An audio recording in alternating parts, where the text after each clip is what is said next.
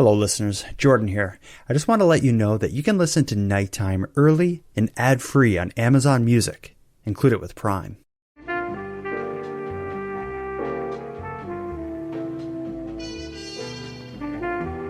You are tuned to the Nighttime Podcast, focused on the fringe of Canada. Welcome back to a collaborative two-part series covering the life and the tragic death of Daniel Levesque. In part one of this series, Christy Lee on the Canadian True Crime Podcast shared a narrative account of the twists, turns, lies, and the violence that led to 20-year-old musician Daniel Levesque being found beaten to death in a Victoria, BC condo. We learned how Daniel, a salt-of-the-earth kind of guy from small-town Revelstoke, BC, moved to the comparatively big city of Victoria to pursue his dream of finding a career as a performing musician.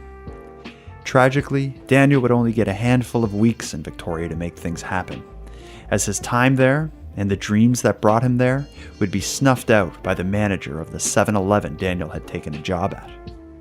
That manager, Josh Bredo, befriended Daniel and weaved an intricate web of lies that played off Daniel's kindness, generosity, and his trusting nature. The lies would finally catch up to them both when Daniel showed up to what he thought was Josh's condo in what he expected to be an orientation for a new career as a legal secretary for Josh's mother's law firm. Instead, Daniel only found betrayal. There was no orientation, no job, there wasn't even a law firm. There was just the manager of the 7-Eleven, Josh Bredo, a man Daniel thought to be a friend, but he couldn't have been more wrong. As Josh attacked the much smaller Daniel with a hammer, all the while preventing his desperate escape, the true nature of their relationship was revealed. Josh was obsessed with Daniel, and the lies had been little more than Josh's way to pursue a sexual relationship with the heterosexual employee of the 7-Eleven he managed. In tonight's episode, we'll dig even deeper into this story that should make anyone with a respect for justice scream. I'll be joined by another victim of this senseless crime, Daniel Levesque's courageous mother, Stacy Thurr.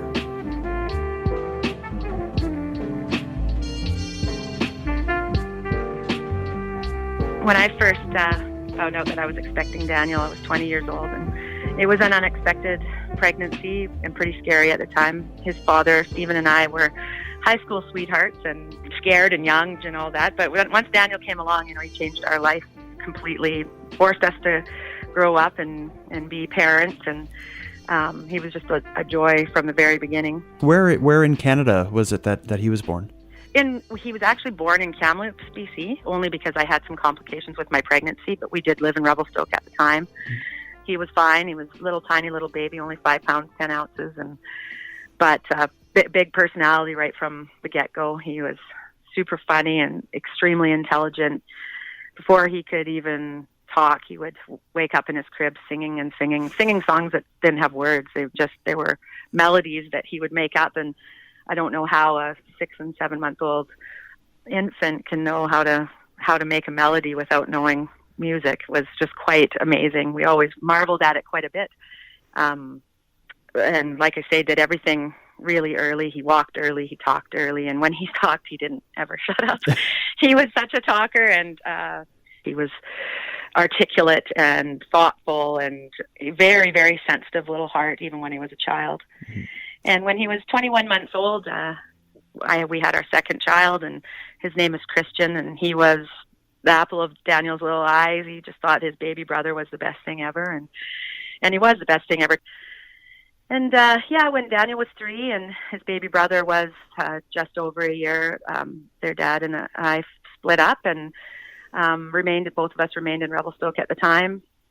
And he very much part of their lives, and we stayed fairly good friends and for most of the time, and agreed that raising our boys to love each parent was paramount, and that's what we did. I've read a lot of your blog where you share a lot of real personal information, and one of the things you shared on the blog was a story of a loss your family suffered early in Daniel's life, that being his younger brother. Could you just tell me a bit about how that affected Daniel as a young boy, living with that type of loss?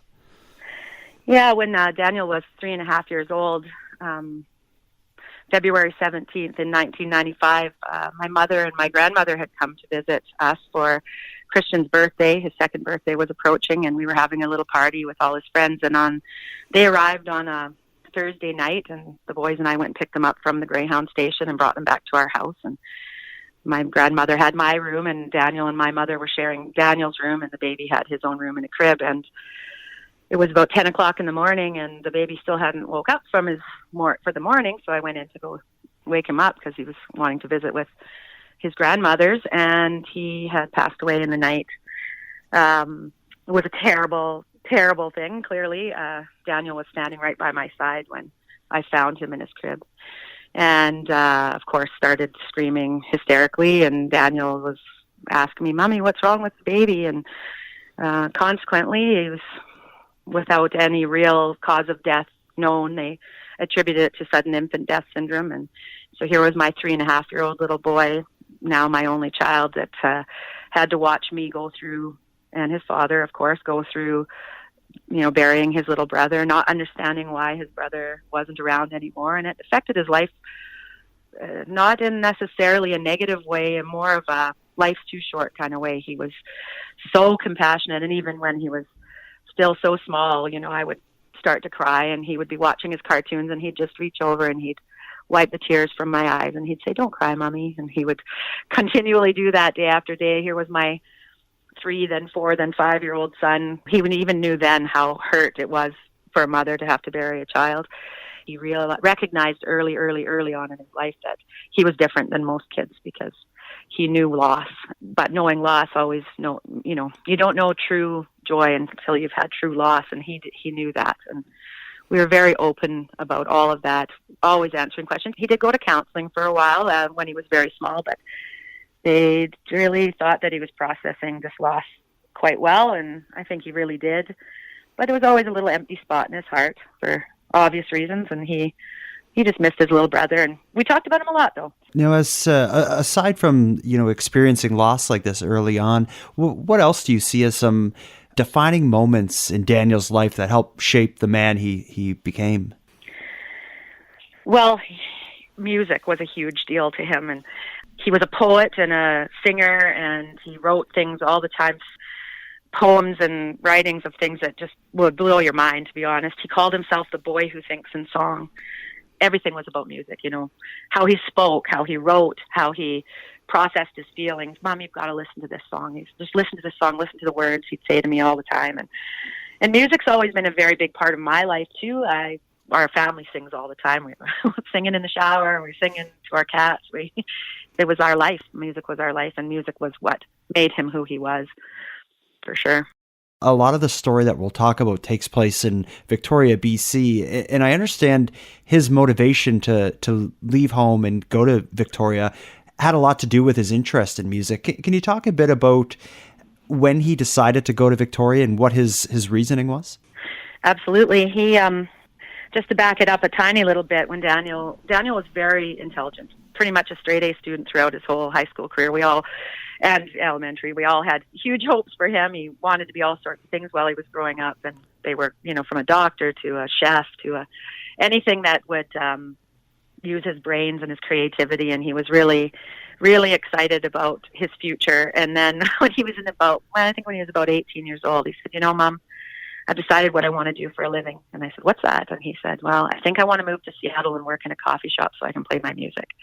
And I was like, "Oh, that's not really going to university." But that dream of doing that in Seattle changed to Victoria. He had 2 wonderfully close friends who were brother and sister, and they were encouraging him to come west. And so one day he just said, "Mom, I want to move to Victoria." And I was so happy to hear that because Revelstoke's a very small community, and I thought Daniel needed to be somewhere bigger. He had kind of outgrown Revelstoke, and his music, he just wanted to play music. So he packed up what little he owned and decided, "I'm going off to Victoria. I'm going to find a job, and I'm going to play my music, and I'm going to get discovered." And it was really, I very much encouraged him to move to Victoria. I thought it would be so great for him. And how old was Daniel when he did move to Victoria? He moved to Victoria in June of 2011, which was just after his 20th birthday. His birthday was March 25th. He spent his birthday in Revelstoke, but moved about a little bit over a week later. Mm-hmm. And I understand from the time he arrived in Victoria, it wasn't very long until he crossed paths with who would become his killer, Josh Bredo. Can you tell me about how Daniel and Josh became connected, how that happened? Absolutely. So Daniel was hoping for this one job when he arrived in Victoria, and when that didn't work out, he decided he better hit the pavement looking for a job. And on this particular day, I'm not 100% sure exactly the date. I'd have to look, but it would be about the middle of June. He said, I'm going to take the bus into the city with one of my friends, and we're going to go to the Work BC, it's called here, where you can look for jobs and write resumes and things. And I'm going to find something, and I'm going to apply at all sorts of places. And he's pretty excited about it, and I wished him the best. And as the story went, he said he got off the bus, and the bus stopped outside the 7-Eleven, and there was a big "We're hiring" sign in the window.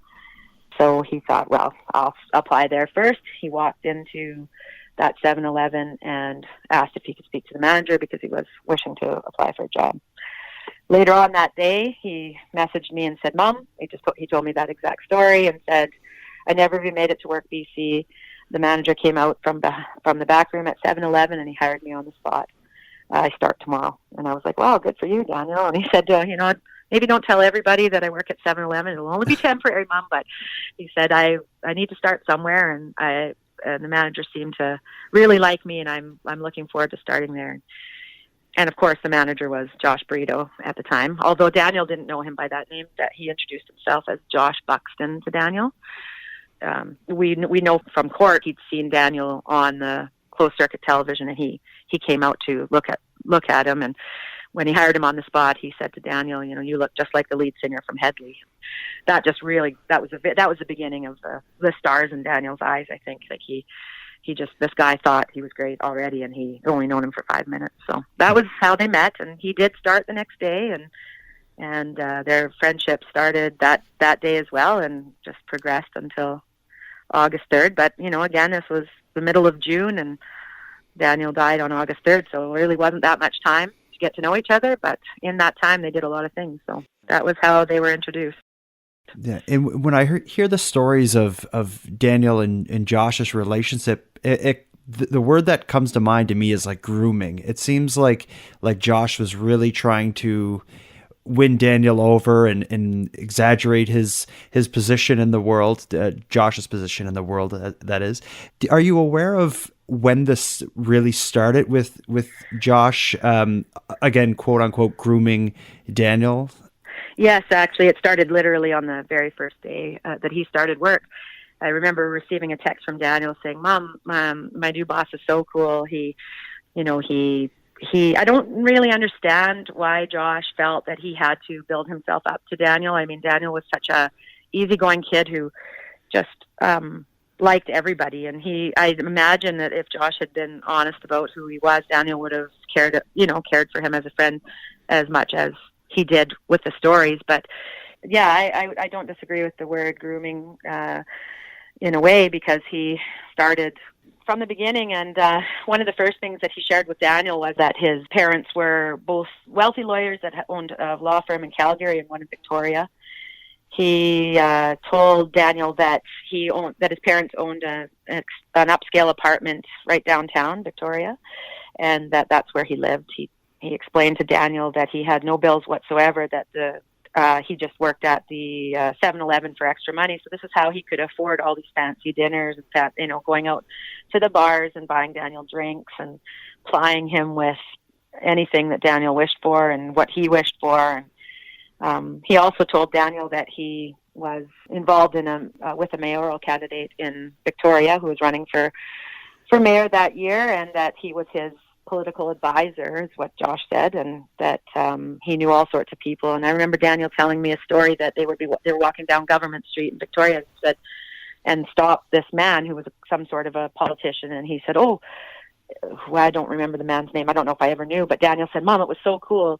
Josh stopped him right in the middle of the street and said, so-and-so, I want you to meet my friend Daniel. And Daniel, this is the finance minister for British Columbia. the gentleman, shook Daniel's hand, and Daniel was in awe. He's like, man, Josh knows so many very important people. When in fact, I imagine this finance minister was probably just shook everybody's hand, and Josh made it sound like he knew him personally. That's how Daniel saw it, which I'm sure he did not know that person at all. Sorry to pull you out of the conversation, but I want to take a moment to set up what you're about to hear. During our talk, Stacy and I spent a significant amount of time discussing the near-endless and puzzlingly elaborate lies that Josh Bredo constructed, presumably to impress and gain the attention of her son Daniel. This section of our talk, sadly, could have formed a series of episodes, but in the interest of time and clarity, I'll instead highlight the lies that most closely relate to the events leading to Daniel's death. After we take a short break, you'll hear some pieces of the conversation that I see as sort of a collage. I suppose you could call this section of the episode Josh Bredo's Collage of Deceit. We'll get to that right after this break.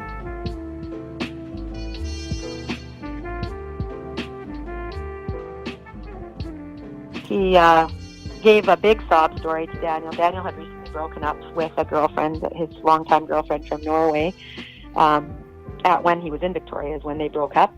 So he had a bit of a broken heart, and Josh explained to Daniel that he had a fiancée that had just broken up with him. Josh explained she had dumped him for no real reason.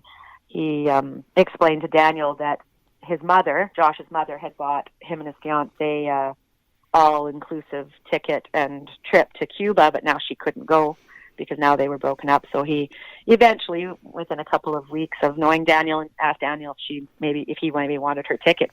Daniel just thought that was the best idea ever. Daniel had never really been anywhere except Norway, never been anywhere hot, and he just thought that would be such a great idea. He explained to me very many times how he felt that him and Josh were helping each other get over their broken hearts.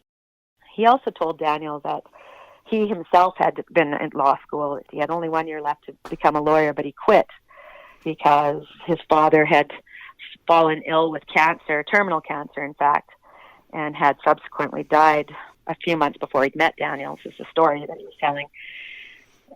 After his father's supposed death, they found out that his father had taken on a lover that had produced a child, and now this woman was contesting the will because she had an heir to this massive fortune that the father had left behind, and that the whole family was in upheaval because of it. All of this is not true at all, but Daniel felt so sorry. He just thought, poor Josh has so much on his plate. Like, here he is, the glue to his family, and trying to help them all through all this terrible time with his father's estate.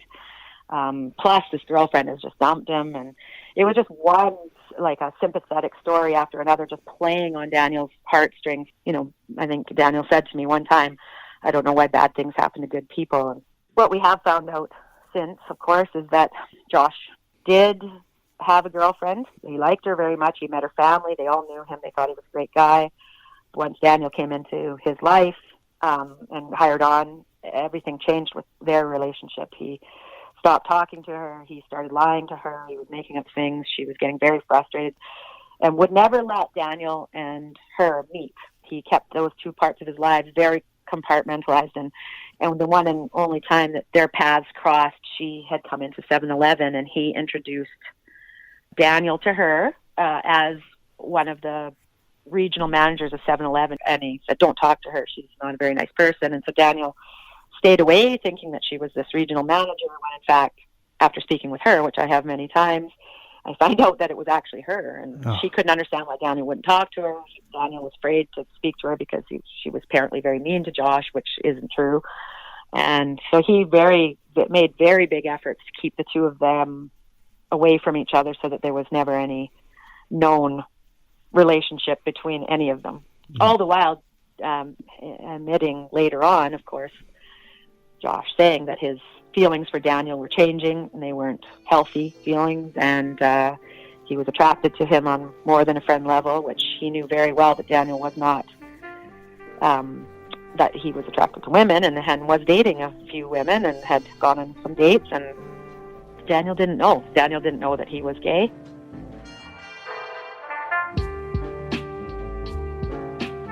Now, those were just a sample of the lies and misrepresentations Josh had fabricated during the 2 months he knew Daniel.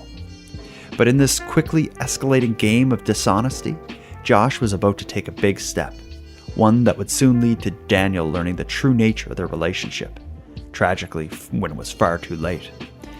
As we get back to the conversation, Stacy will describe the non-existent job at the imaginary law firm that Josh promised Daniel.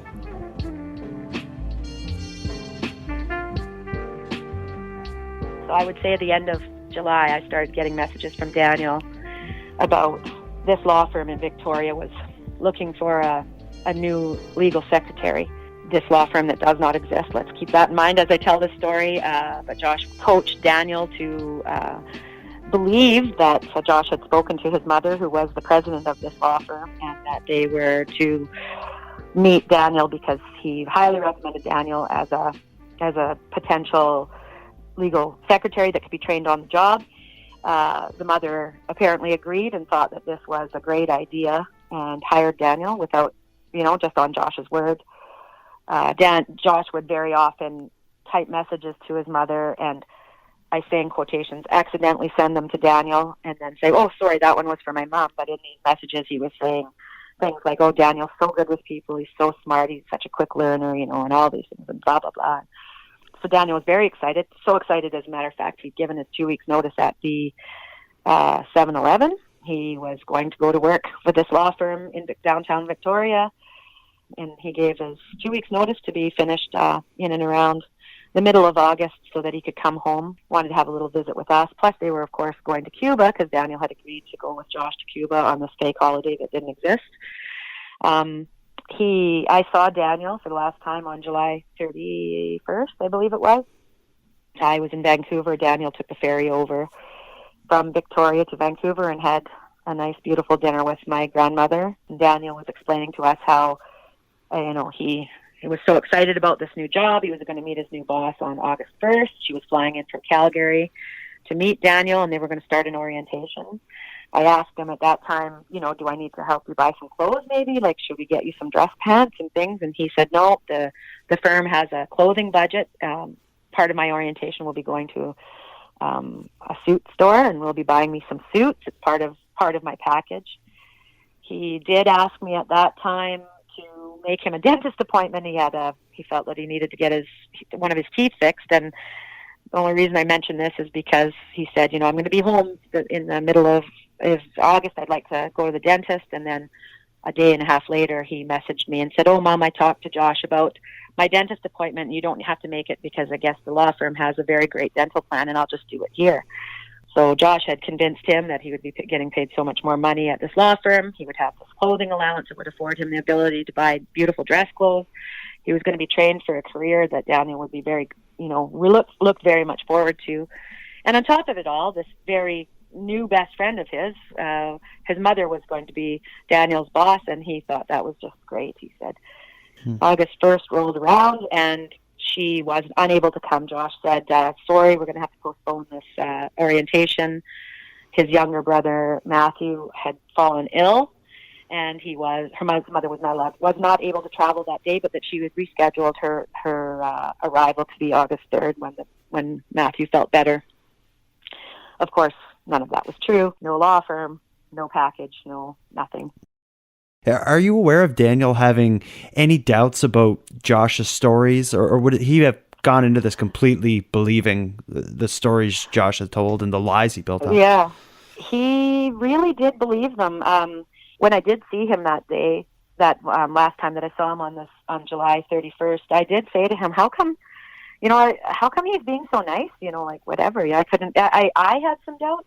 I don't know if I was really suspicious, but I said, why you, Daniel? Why would he be so interested in helping you? And he just said, Mom, that's just who he is. He's the nicest person in the world. He's taken me under his wing, and he's just wonderful to me. My only speculation was I couldn't understand why he chose Daniel. As a matter of fact, I have a message that I sent to him that said, tell him thank you. Tell him thank you from me. I'm just so happy that he's so good to you, and please tell him thank you. That was one of the last messages I sent to him, actually. I understand that you ended up being one of the final people that Daniel spoke to, which turned out to be before he went to this orientation for the quote-unquote law firm. As you mentioned, it had been delayed quite a bit, this meeting of Josh's mother, but I believe when it finally was going to happen, Daniel had spoke to you shortly before going. Can you tell me a bit about that communication? Yeah, absolutely. It was August 3rd. He messaged me first thing in the morning, and he said, this is word for word.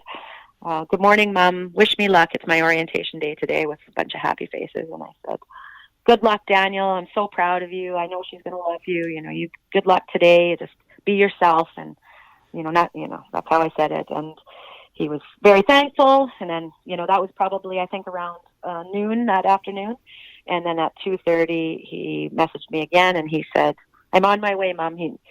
Daniel didn't have a car, so he was getting on. I now know he got onto a bus, and he said, I'm on my way now, Mom. Heading over to Josh's apartment, what he thought was Josh's apartment, which wasn't his apartment at all. It was that other girlfriend that he had. And I'm headed there now, so he just let me know at 2:35, or I believe, or 2:38 was the last text I got from him, and he was dead by 5.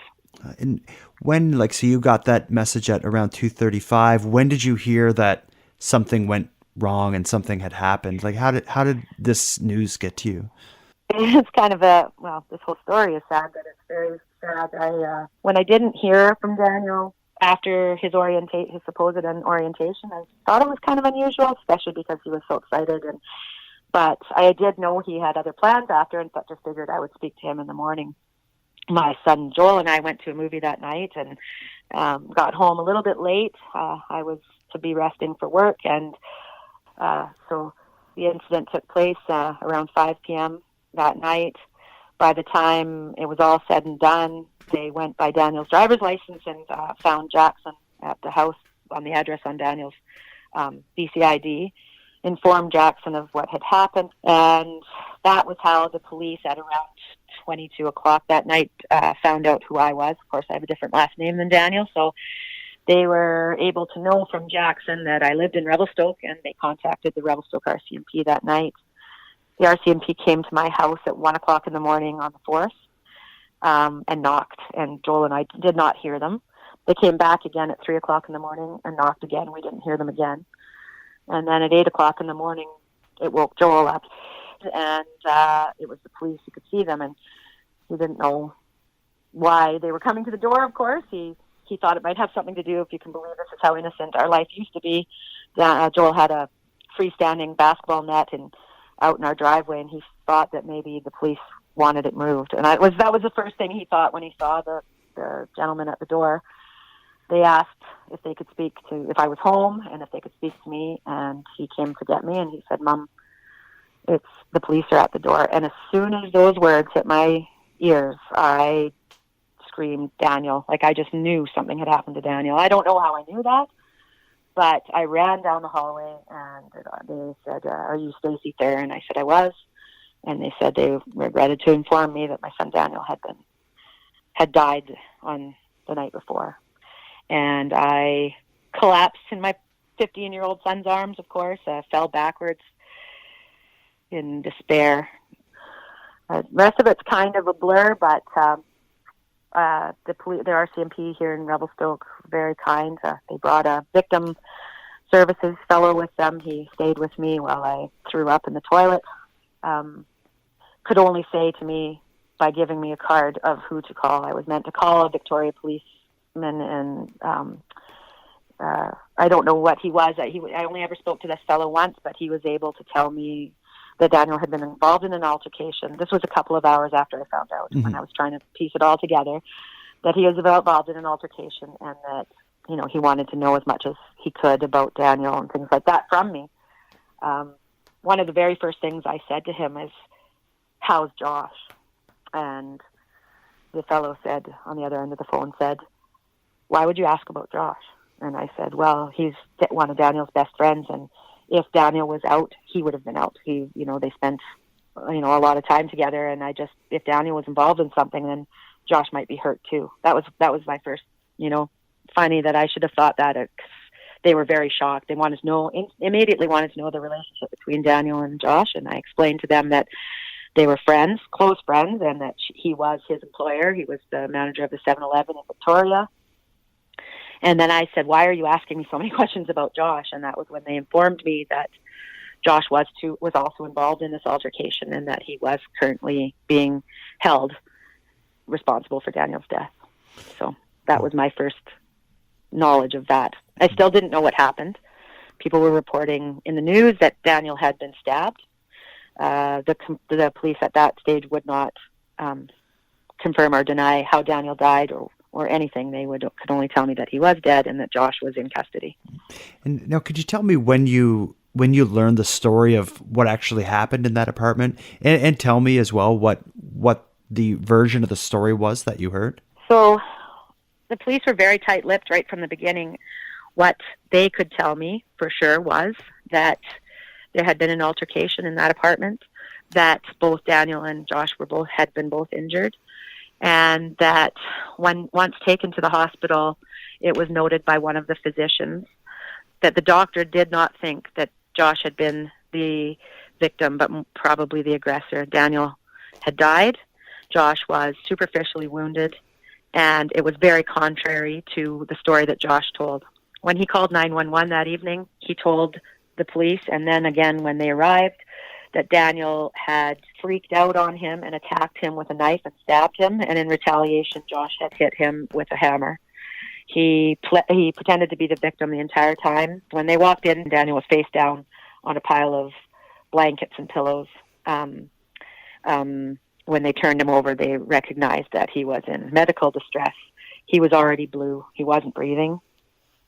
When they saw Josh, he was laying on the floor, covered in blood. They treated him immediately, took him priority to the hospital. When it came out, of course, in trial, it was determined that the lion's share of the blood on Joshua's clothes was Daniel's blood. He had, in fact, after having said that Daniel had stabbed him, it was determined forensically that he had attacked Daniel first and went rummaging through the drawers in the kitchen and found a knife and stabbed himself. They know that because Daniel's blood was in the drawer where the knife was stored. Josh's story did not add up right from the beginning. As a matter of fact, he went straight from the hospital with Band-Aids because that's all he required. He did not even require a stitch in any of his wounds. He was remanded straight away to the Victoria Police Department and booked. They didn't charge him immediately. They had to go to a judge and charge him. But it was within the first 2 days that he was actually charged with second-degree murder. And then it was a big job. It was a huge job to determine what actually happened, because all the while for the next 6 years, Josh would deny having anything to do with Daniel's death and maintain that he was the victim and that everything he did was in self-defense.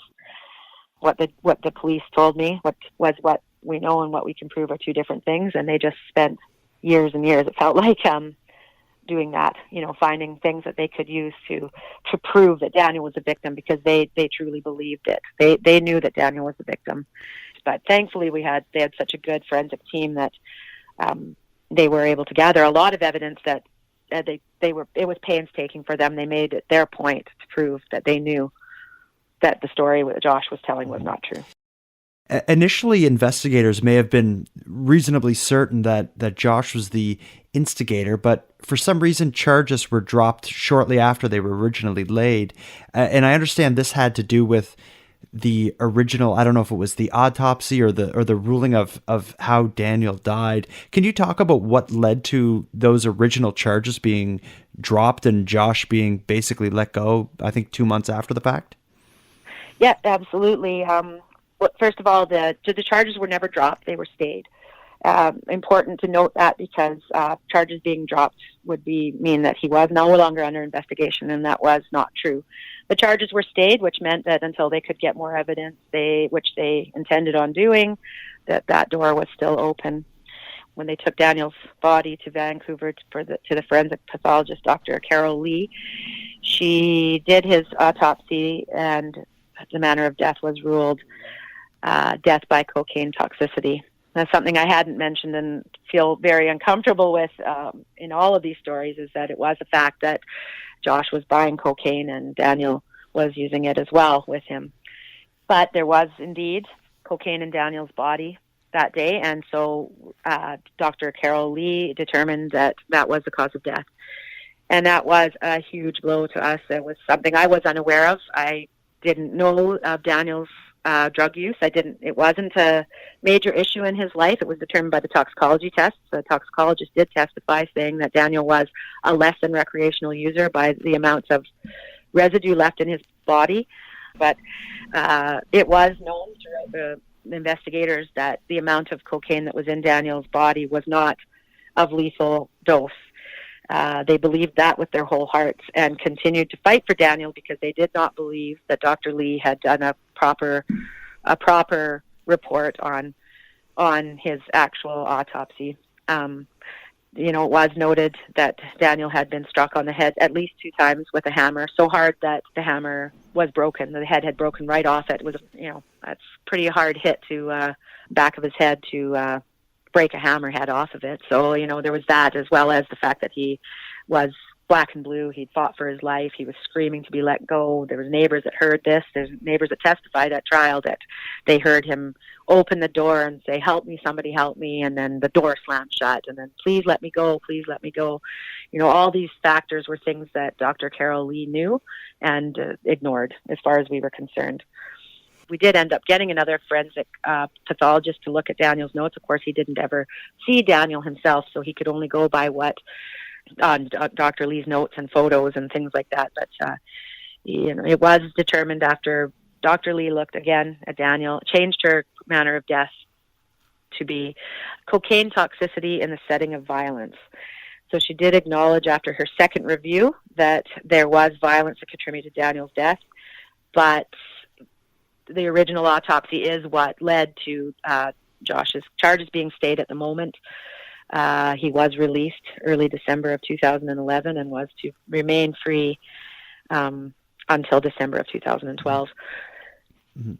And what is it that changed about a year after Daniel's death that led to the charges being put against Josh again? Was it the change in the cause of death, or what was it that?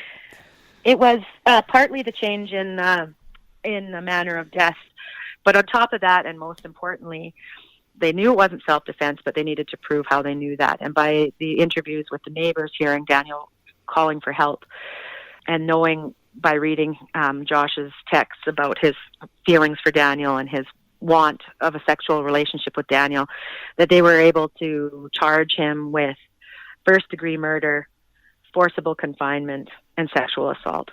Daniel was not sexually assaulted at the time, but because the attack took place during an attempt to sexually assault someone, that immediately upgraded the murder charge to first-degree murder. Okay.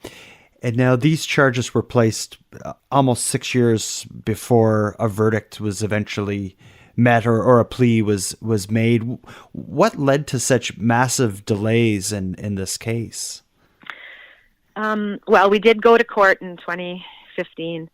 It started in January of 2015 and went to March 2015. We had a jury that had been selected that was present every day, and in 3 months there was one delay after another. The defense, doing their job, was able to just put up roadblocks where a lot of the evidence that we had were everything was speculation. Just salt in our wounds. He was just kept asking for recesses, kept suggesting that he needed more time for this, and in fact he'd had 4 years to get his stuff together. There was a couple of little glitches with the Crown's case too that were unfortunate, some oversights, not necessarily with evidence in itself, but just with processing. Of course, the defense, being a good defense lawyer, he was able to take advantage of those, and in fact, with all the delays and all the time that the jury had to be excused, the judge at the time did declare a mistrial in March of 2015, which a mistrial, of course, is not an innocent verdict of any sort. Josh was remanded back to the Victoria prison that he was in, and we were to go back to court again the following October. Of course, that didn't happen either. It was just another thing after another thing after another thing. And yeah, when the Jordan decision came down in 2014, which was a decision by the Supreme Court of Canada involving a speedy trial, I knew that Josh's lawyer was arguing about that, wanting to have a decision made on his behalf regarding the amount of time that he had sat in remand. He'd been in there since December of 2012, and here it was 2016. That was a big battle for us, too. There was nothing that the Crown could really do. Law is law. It was indeed a fact that he had been in remand longer than he should have been because of legal delays, because of lack of court time, because of, just scheduling conflicts. There was all sorts of stuff that was beyond so many people's control that led to the possibility that he would be released without charges at all. You must have there was a maximum amount of time you were allowed to be in jail before having start to finish, from arrest to trial. I knew that this was going to be a problem for us, and it was, and it definitely was. They did do the argument shortly before the plea deal had come up. They had done an argument in front of a judge where the Crown argued why we should continue on with the trial, and the defense argued why he should be released because he'd been in jail too long, which was by his design. He never ever one time asked for bail. He didn't ask for any kind of release. He stayed in jail this entire time, and it benefited him in the end. Mm-hmm. Having said that, the judge never did come up with a decision on his human rights being violated. With the time frames, because before the judge actually made that decision, the defense approached the Crown with a plea. When they approached them with the plea deal, I was told immediately. And part of the pros of it would be that there could be no appeal. Whatever he was sentenced to, whatever he was to serve, would be the end of it, and we would never have to go to trial again. And for myself and my two children, that was huge to me. The whole legal battle for the last 6 years took such a toll on my children and myself and my finances. It was just so excruciating. Another pro for the plea deal was that, the Crown did make it clear that it was very likely that he may not ever get anything. He may be released with no charges at all because of the Jordan decision. That was a very, very big possibility. And having said all that, if that was to have happened, there would have been no accountability, which was extremely important to my kids and I, and to Daniel's father. And not only that, but by even just this plea, which was far less than what he deserved, he will always have a conviction on his record. He will never be able to walk around without people knowing that he's done what he's done. And had everything been dropped and we didn't win anything, he would be a free man for the rest of his life. There wouldn't be anything we could do about it. So there was that too, like the guarantee of having some sort of record, some sort of, he had to register his DNA, and he had to admit something. He had to say something. When you make a plea deal, you have to tell them what happened, and he did tell them his version, which was similar to what I thought, similar to what the Crown thought. I mean, he couldn't keep lying anymore. He had to take some accountability, and that was huge to me in particular. And what was the story that he told in his version? The story that he told was that he had lied, and that he was in a very bad place at the time. He was a heavy drug user and drinker, which was unlike his character before. This is what he said. He had developed an unhealthy infatuation with Daniel and had desired more than a friendship with him. He lured Daniel to that apartment that day on the pretense that he was going to have an orientation with a law firm that did not exist, with a mother that did not come there, isn't a lawyer. And he said that when Daniel arrived, he told him that there was no orientation again, that Daniel started to figure some things out, started to ask questions about all the lies that he'd been telling, and got very mad and wanted to leave. Josh then said that the prospect of Daniel leaving his life forever and possibly telling everybody of all his lies was enough for him to want to not let Daniel go. And in a fit of rage, he himself attacked Daniel. And that Daniel fought back. And then he did admit that he did make it look like he was the victim. He stabbed himself. He admitted all of those things, which I do think are all true. Mm-hmm.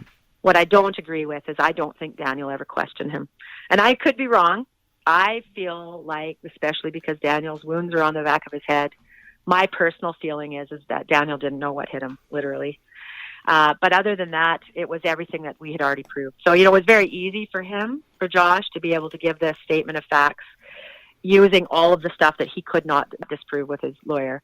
He basically told us nothing we didn't know. And I imagine that there is far more to that story.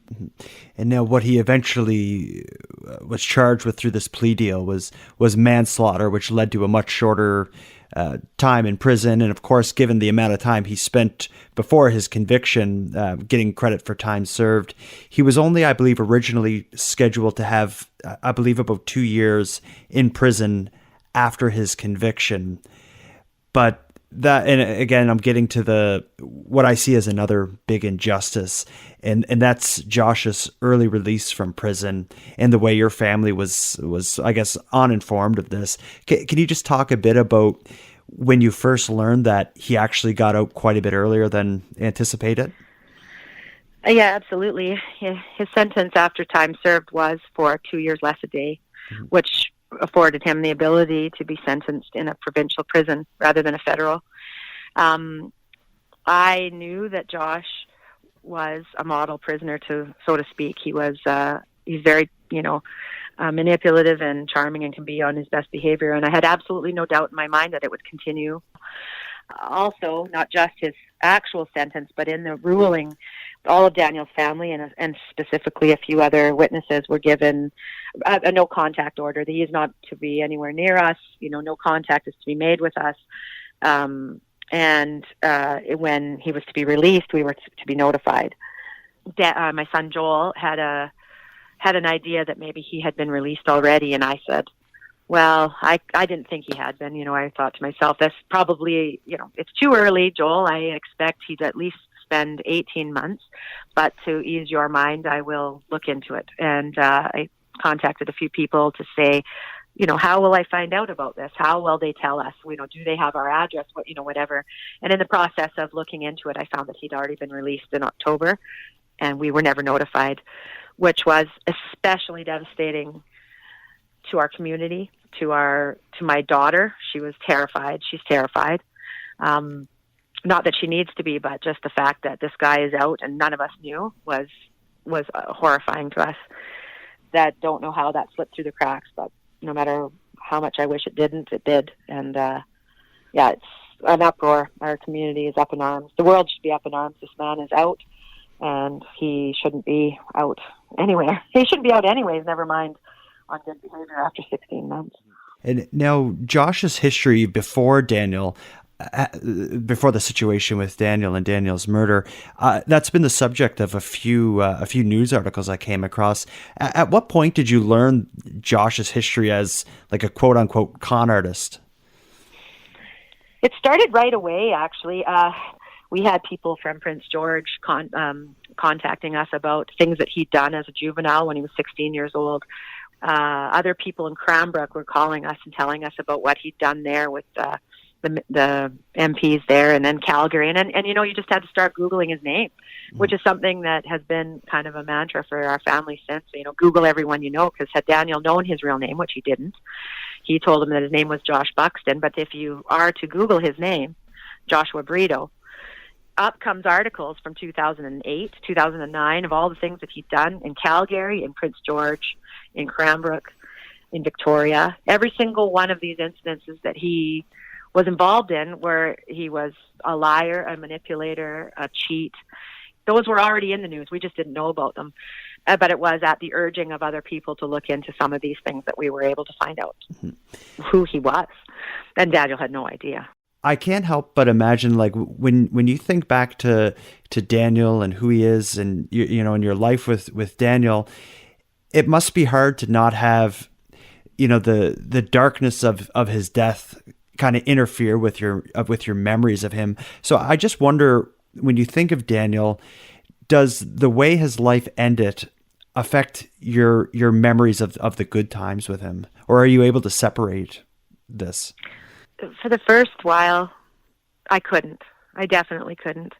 I I felt so cheated, having already lost a child and having to bury my second one. It was very difficult for me to look past the unnecessary death. And I know the difference between something that can be blamed and something that can't. And then when it came to Daniel's death, so tragically, so innocently on his part, that I had someone to blame, it was very difficult for me to separate my love for Daniel himself and my drive to find out what really happened and make sure somebody paid for it.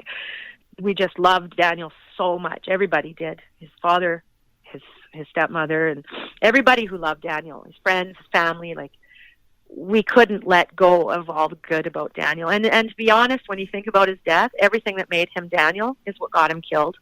His love for people, his loyalty, his willingness to believe everything you say, because why would anyone lie about something like that?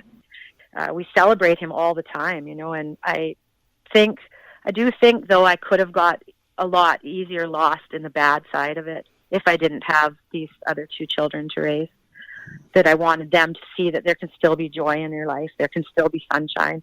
And we've had our bad times. I mean, I've had to collect Joel downtown after work one time when he just, couldn't hold it in anymore. He's been such a little rock, this poor 15-year-old boy who suddenly became the man of the family.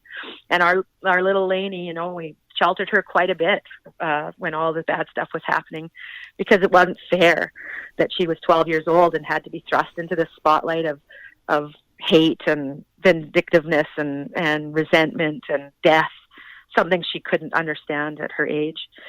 And it's been very difficult, but it's made us stronger, and we're very, very brave.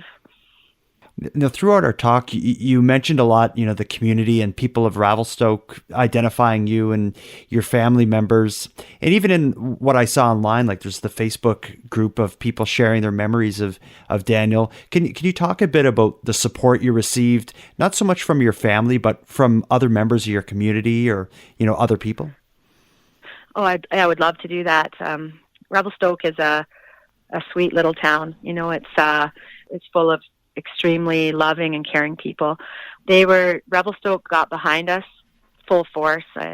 I couldn't have asked for a better situation in such a terrible situation. There was 1,500, almost 1,500 people at Daniel's funeral, and people I didn't know. He touched so many lives, and they, in return, supported us. He had such a huge and wonderful network of friends, as do I, and I'm so fortunate for that we're able to hold our heads and hold our hands while we wept openly in the grocery store sometimes.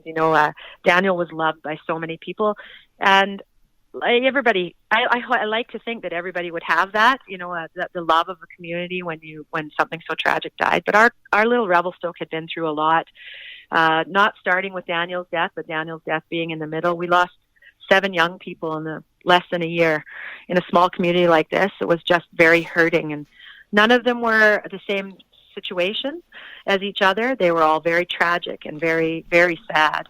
But we knew grief in this little town of ours. We knew how hard it was for families. And, if there could ever be a story about a little town that pulls together for the hearts of mothers and fathers of lost children, it would be Revelstoke. Like they just did I can't thank this community enough, and my friends and Daniel's friends. And I always call myself the luckiest unlucky girl in the world, and that's who I am.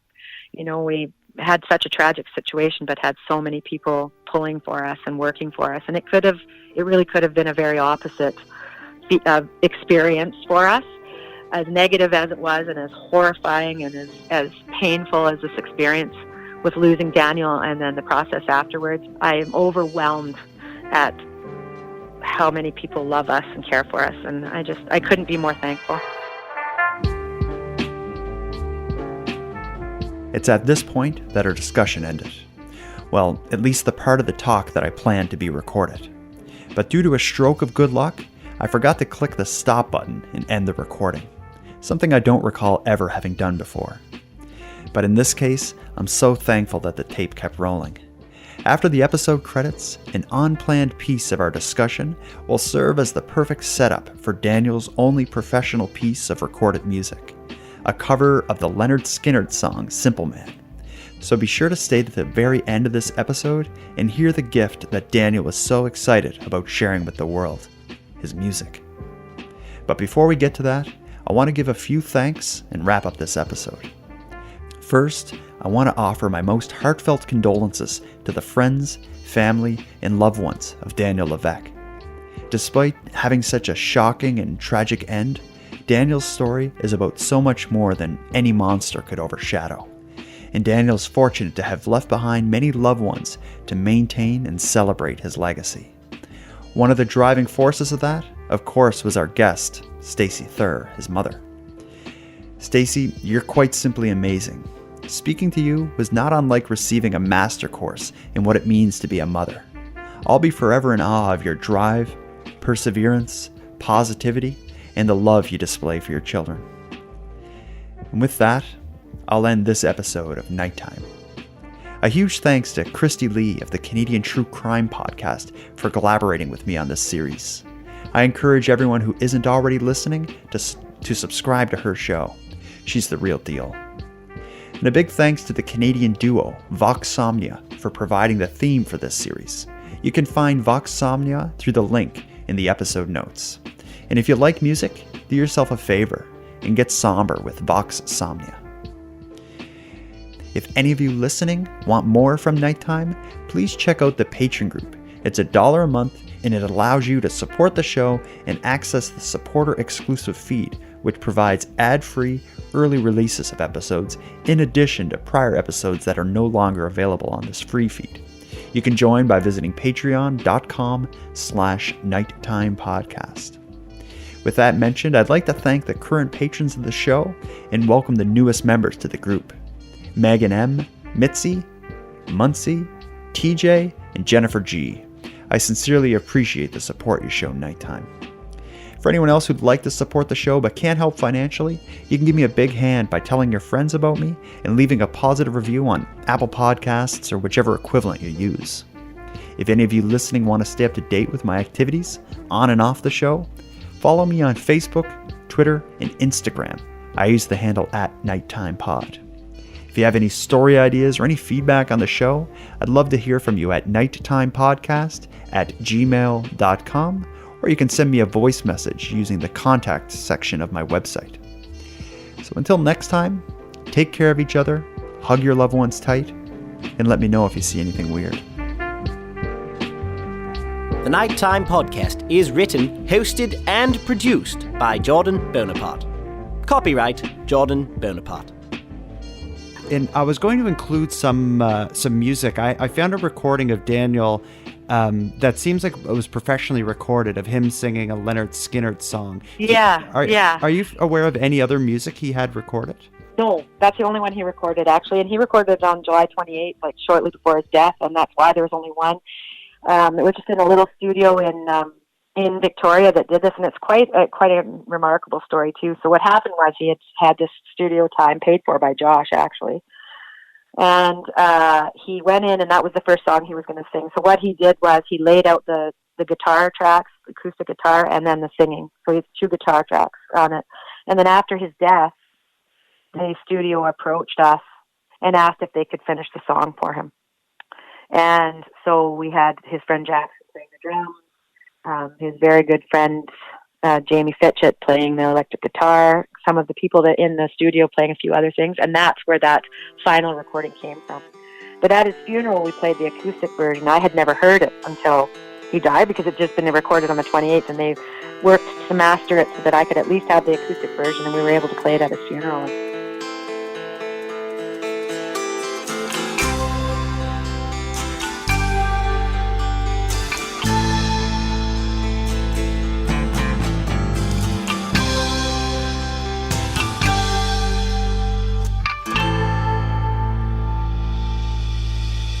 Mama told me when I was young, come sit beside me, my only son, and listen closely to what I say. And if you do this, it'll help.